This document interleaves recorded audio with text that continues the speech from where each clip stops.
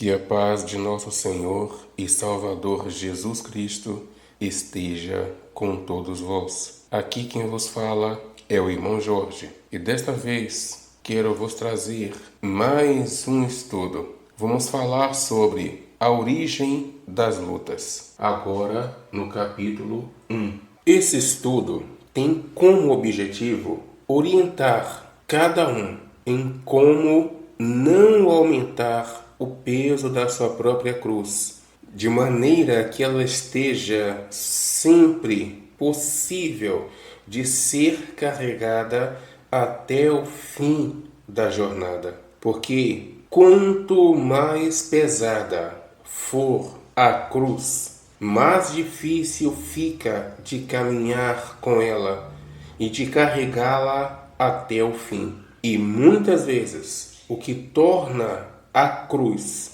mais pesada é a imprudência. Para isso, temos como texto base os ensinamentos do Senhor Jesus Cristo, escritos em Mateus, capítulo 10, versículo 16, quando o Senhor Jesus Cristo disse: "Sede prudentes como as serpentes". E ainda em Mateus, no capítulo 7, versículo 24, quando o Senhor Jesus Cristo diz que todo aquele, pois, que escuta estas minhas palavras e as pratica, assemelhá-lo-ei ao homem prudente, que edificou a sua casa sobre a rocha. De início, temos que entender que em toda aprovação há luta, mas nem toda luta é por provação. As lutas podem se originar de provação ou de imprudência. Provação é uma situação inesperada enviada por Deus para testar a capacidade de superação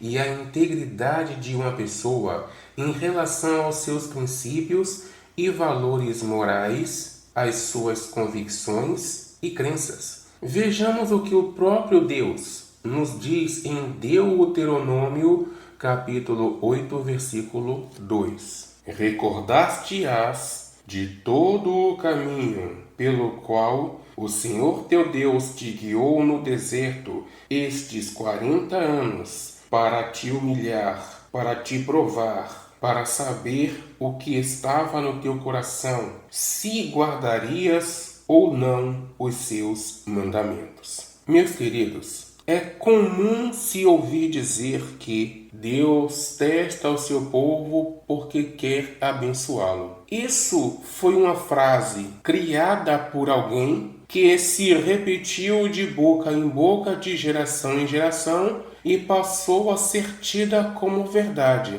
mas que não tem nenhum fundamento bíblico. Porque Deus testa o seu povo para saber quem é cada um, para conhecer a sua integridade, para conhecer a sua resistência, para conhecer a sua aptidão, para conhecer o seu caráter. Pois, para Deus abençoar, Deus nunca precisou testar alguém. Por exemplo, a quem foi que Deus testou para lhe enviar a chuva, ou o sol, ou o vento, ou a inteligência, ou a saúde, ou a força física, ou o poder de raciocinar mais do que outros, mais além do que outros? Ou será que essas coisas também não são bênçãos? Deus nunca precisou testar alguém para abençoar. Deus quer abençoar, Ele abençoa a quem Ele quer,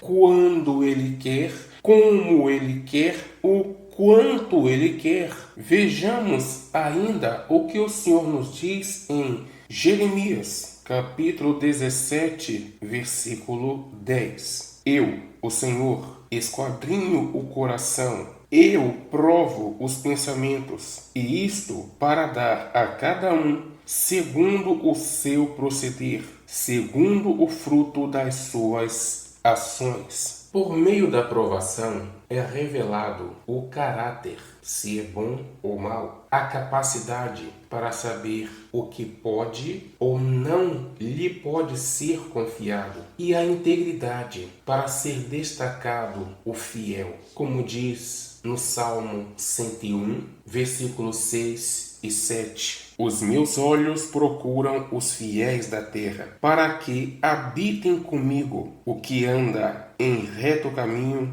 esse me servirá. Não há de ficar em minha casa o que usa de fraude. Sendo revelado o caráter, a capacidade e a integridade de cada um, Deus pode corrigir o que se fizer necessário, como diz na carta aos Hebreus, no capítulo 12, no versículo 6, que diz: porque o Senhor corrige a quem ama e açoita a todo filho a quem recebe. E também Jó, capítulo 5, versículos 17 e 18. Bem-aventurado é o homem a quem Deus disciplina. Não desprezes, pois, a disciplina do Todo-Poderoso. Fiéis da terra são aqueles que, independentemente de serem ateus ou crentes, ou da opção religiosa, são capazes de sofrer e até mesmo de morrer em suas convicções. Mas nada e ninguém os convence a fazer o contrário daquilo que entendem por correto. Posso citar como exemplo aqui o zelo e a integridade de Saulo de Tarso, que, sendo inimigo declarado e perseguidor da Igreja de Cristo, fazia o mal, acreditando que estava fazendo o bem. E tudo aquilo foi com o objetivo de agradar a Deus. Quem jamais convenceu Saulo de Tarso a mudar as suas atitudes, o seu comportamento? Ninguém. Ele era íntegro, firme, um fiel da terra. Ele só se converteu porque o próprio Senhor Jesus Cristo foi até ele. Outro exemplo de fiéis da terra é a casa dos Recabitas, a qual não era povo de Deus, mas o Senhor, depois de tê-la aprovado, viu fidelidade neles e os abençoou, como nos conta o livro do profeta Jeremias, no capítulo 35, do versículo 1 ao versículo 19. Mas o versículo que eu deixaria para vocês é esse, os versículos 18 e o 19. A casa dos Recabitas, disse Jeremias: assim diz o Senhor dos exércitos, o Deus de Israel, pois que obedecestes ao mandamento de Jonadab, vosso pai, e guardastes todos os seus preceitos, e tudo o que fizestes segundo vos ordenou. Por isso, assim diz o Senhor dos exércitos, o Deus de Israel: nunca faltará homem de Jonadab, filho de Racabe, que esteja na minha presença. Um povo que não era servo do Senhor, mas que o Senhor os pôs à prova e viu que eles eram fiéis às ordenanças de seu pai. É também o caso de Nabucodonosor, que, depois de ter sido convencido de que o Senhor era o Deus verdadeiro, como nos conta o livro do profeta Daniel, no capítulo 3, no versículos 28 e 29, Nabucodonosor converteu-se ao Senhor e o Senhor lhe chamou de meu servo, como nos conta o livro do profeta Jeremias, no capítulo 27, no versículo 6. São exemplos de fiéis da terra. Imagine um cidadão que segue uma religião, tem uma opção religiosa totalmente oposta ao cristianismo, e ninguém o convence de que ele está no caminho errado. Mas de repente ele passa por uma situação muito difícil, uma provação muito difícil. Vem fome, doença, desemprego, tormento,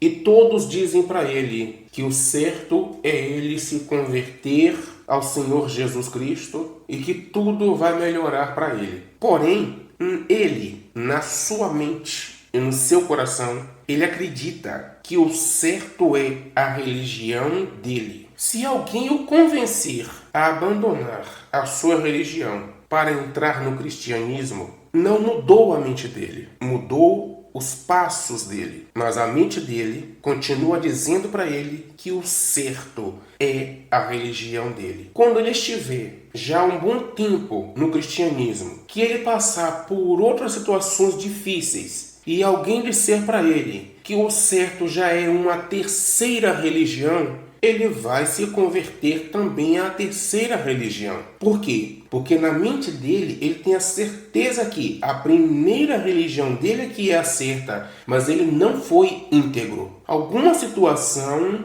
alguma circunstância ou alguém o convenceu a abrir mão daquilo que ele entende por correto. Então ele não foi íntegro. Do mesmo jeito que ele também não será íntegro no cristianismo. Do mesmo modo que ele também não será íntegro na terceira religião. Mas o fiel da terra é aquele que é íntegro. Se ele acredita que aquela primeira religião dele é a certa, nada e ninguém, situação nenhuma, circunstância nenhuma vai fazer ele sair da religião dele, porque ele é íntegro àquilo que ele entende por correto. Ele vai sofrer e até mesmo morrer, mas dali ele não sai, porque ele é um fiel da terra. São esses que Deus busca. A esse que Deus busca, a esse fiel da terra, que Deus está vendo que ele está no caminho errado, Deus vai discipliná-lo. O próprio Deus. Não será uma denominação evangélica, não será um padre, um pastor, não será um ser humano. O próprio Deus é que, vendo a integridade daquele fiel, o próprio Deus é que vai convencê-lo.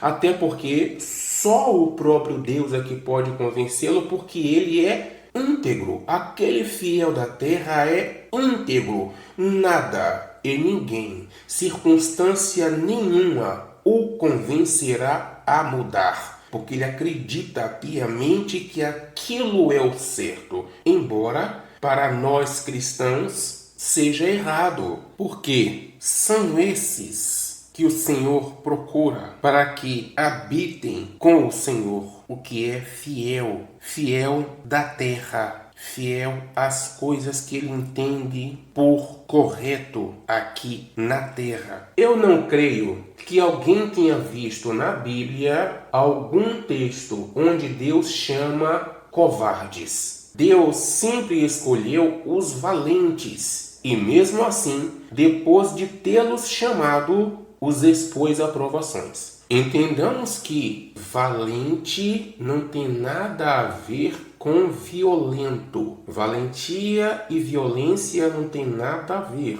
Valentia significa fibra, coragem, garra, determinação. Não tem nada a ver com violência. Uma pessoa valente, ela sofre e chora, mas ninguém a faz desistir dos seus propósitos. Ninguém a faz sair daquilo que entende por correto. Ninguém, em situação nenhuma, nem fome, nem doença, nem desespero, nada a convence de se desviar daquilo que entende por correto. Deus sempre chamou os valentes, as pessoas determinadas, as pessoas de coragem, as pessoas que têm fibra, garra, determinação. E mesmo assim, depois de tê-los chamado, os expôs a provações. Vejam que quando Deus escolheu Gideão e mandou Gideão escolher os homens para formar um exército, os primeiros que Deus descartou logo de cara, os covardes. Só ficaram os valentes. E todos aqueles valentes foram provados. De todos aqueles valentes, só ficaram 300 homens. E esses 300 homens foram provados o tempo todo durante a batalha. Deus sempre chamou pessoas valentes, pessoas determinadas, pessoas de garra, pessoas de fibra. São esses que Deus chama. Esses a quem Deus corrige. Porque só Deus pode corrigi-los, porque eles são de fibra. Filosofias, palavras, ensinamentos, situações difíceis, não os corrige. Só Deus os corrige, porque eles são de fibra. Mas, como nos conta lá em 2 Reis, no capítulo 5, versículo 18, Naamã reconheceu que o Senhor era o Deus verdadeiro, mas mostrava já antecipadamente a sua infidelidade, a sua fraqueza de caráter quando entrasse na casa do Deus Rimon. Eis aí a importância de converter a mente do fiel da terra, ao invés de converter os seus atos. No caso de Nabucodonosor, ele teve a sua mente mudada e assim os seus atos foram mudados espontaneamente, porque ele passou a acreditar que o Senhor é o Deus verdadeiro. Diferente de Naamã, que ele passou a crer que Deus, que o Senhor era o Deus verdadeiro, porém continuava íntegro ao seu rei na sua terra, a ponto de, quando o seu rei se prostrasse para adorar o seu próprio Deus, Rimon, Naamã também se prostraria e já estava pedindo perdão antecipadamente. O fiel da terra, ele chora, ele sofre, mas ele não se dobra, porque ele é fiel, ele é íntegro. Então o mais importante não é mudar o comportamento de alguém, mas sim mudar a mente. E isso quem faz é o Senhor. E com os recabitas, aquela casa que não era serva do Senhor, se cumpriu o que diz no Salmo 101, versículo 6. Os meus olhos procurarão os fiéis da terra para que habitem comigo. Vejamos novamente Jeremias 36, versículo 19, o que o Senhor fala aos recabitas. Por isso, assim diz o Senhor dos Exércitos, o Deus de Israel: nunca faltará homem a Jonadab, filho de Recabe, que esteja na minha presença. A quem foi que Deus falou isso? A uma casa que não era serva do Senhor, mas que era fiel, que era íntegra, aquilo que eles acreditavam como sendo correto. Deus os converteu para si, para que estejam sempre na presença de Deus. A provação serve para revelar quem é você. Por esse meio é que Deus separa uns para a salvação e outros para a condenação. Há provações que vêm em forma de abundância e prosperidade, como por exemplo no caso do copeiro de Faraó, na história de José do Egito. José interpretou o sonho do copeiro e pediu ao copeiro que quando ele saísse da prisão, lembrasse de José. O copeiro realmente saiu da prisão, voltou a servir a Faraó e esqueceu-se completamente de José. Assim como ainda é comum nos tempos atuais no cristianismo. Assim como nos tempos atuais, um servo do Senhor desempregado vê o seu irmão padecendo necessidade. O Senhor abençoa esse servo, dá-lhe emprego, dá-lhe prosperidade financeira, e ele esquece completamente do seu irmão que está passando necessidades e vai usar essas bênçãos em prol de si mesmo. Ele não sabe que está sendo provado, mas do mesmo jeito que a José foi revelado o caráter daquele copeiro, assim também a esse servo do Senhor que está desempregado, passando necessidade, foi revelado o caráter daquele outro servo de Deus que foi abençoado e desapareceu. Nunca voltou para socorrê-lo, nunca voltou para o ajudar. Assim é revelado o caráter de cada pessoa. É revelado ao Senhor, é revelado aos homens e também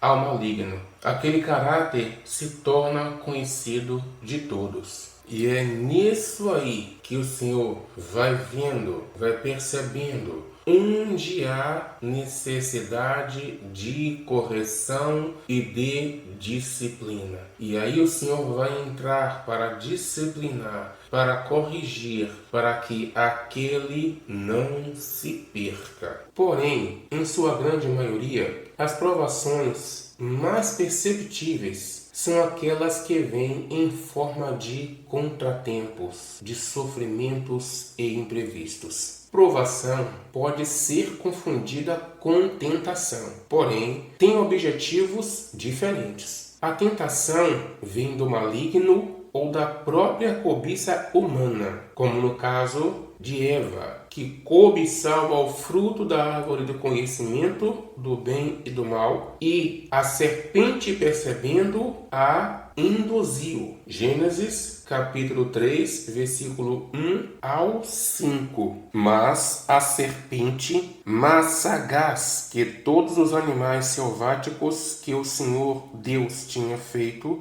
disse à mulher: é assim que Deus disse: não comerás de toda árvore do jardim? Respondeu a mulher: do fruto das árvores do jardim podemos comer, mas do fruto da árvore que está no meio do jardim, disse Deus: dele não comereis, nem tocareis nele, para que não morrais. Então disse a serpente à mulher: é certo que não morrerás, porque Deus sabe que no dia em que dele comerdes, se vos abrirão os olhos e, como Deus, sereis conhecedores do bem e do mal. Vendo a mulher que a árvore era boa para se comer, agradável aos olhos, e árvore desejável para dar entendimento, tomou-lhe do fruto e comeu, e deu também ao marido, e ele comeu. Gênesis capítulo 3, do versículo 1 até o versículo 6. E também Tiago, capítulo 1, versículos 14 e 15 diz: ao contrário,